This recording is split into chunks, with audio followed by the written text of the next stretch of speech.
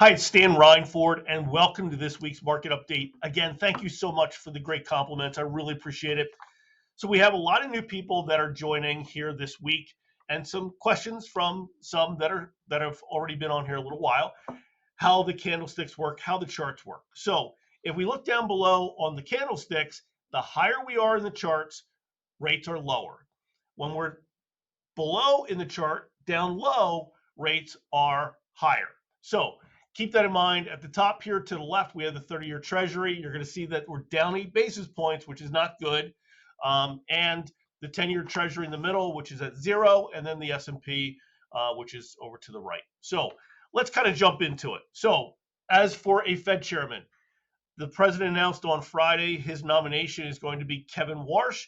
Kevin Warsh has been on the Fed previously. He sat on the board of governors from 2006 to 2011, and many believe that he is going to be able to look through and see through some of the lags in inflation and some of the overstatements in the jobs figures, because he's been very, very critical of the current Fed and how they're looking at things.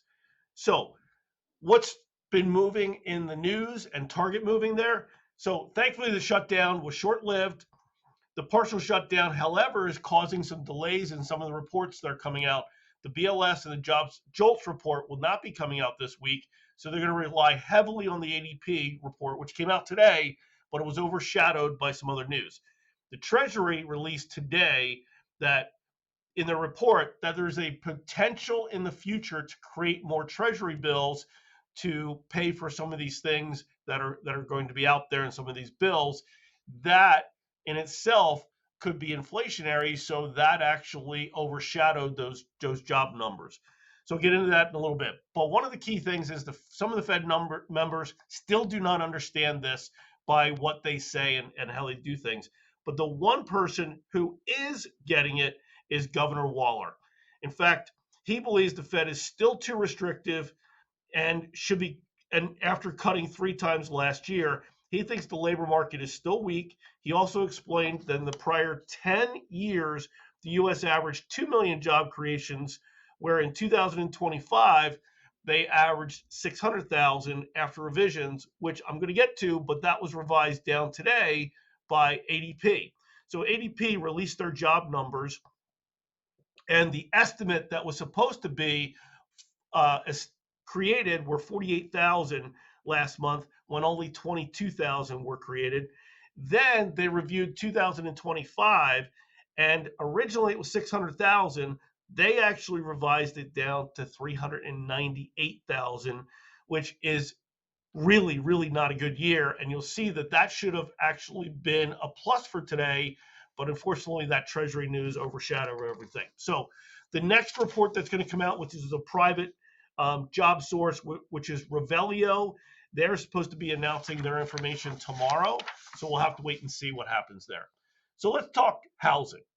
Cotality released their December home price insights and showed that values nationwide had declined slightly. However, they're up approximately 1% year over year. For January, they expect that values will be flat, but they are anticipating a possible 4.5% increase in values over the next 12 months. So a little bit different than what we've had in the past, but again, steady growth. Interest rates.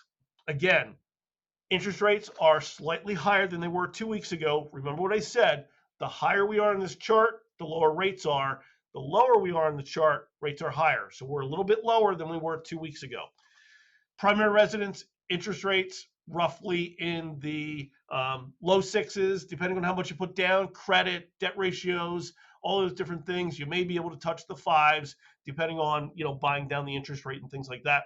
And then also, government loans are usually just a little bit lower than conventional rates. And again, it depends on how long you're locking a rate in too. That was a question that came up. So, if someone's locking a rate for 30 days versus 45 or 60 days, that's a different story. Because if you haven't heard this before, there's about 27 things that go into calculating what a payment is going to be based on all of those different parameters and things like that. So when you're looking at different rates and everything else that are out there, it's really difficult to figure out where you're going to fall within that, because you have to answer all of those key points to figure out what's going to happen. So second homes, investment properties are generally going to be a little bit higher. And refinancing, whether you're doing a rate and term, just refinancing to lower the interest rate or reduce the term, versus a cash out, there's going to be a difference there also when it comes to interest rates and so forth. So again, remember, I'm here to help whether you're purchasing a home, whether it's a primary residence, second home, or investment, or you're refinancing, whether it's cash out, consolidation, home improvement, whatever that might be. I can certainly help you with that. And don't forget, we do renovation loans also. We're really, really good at those. So have a great week. Please forward and share. And please don't hesitate to reach out if you have any questions.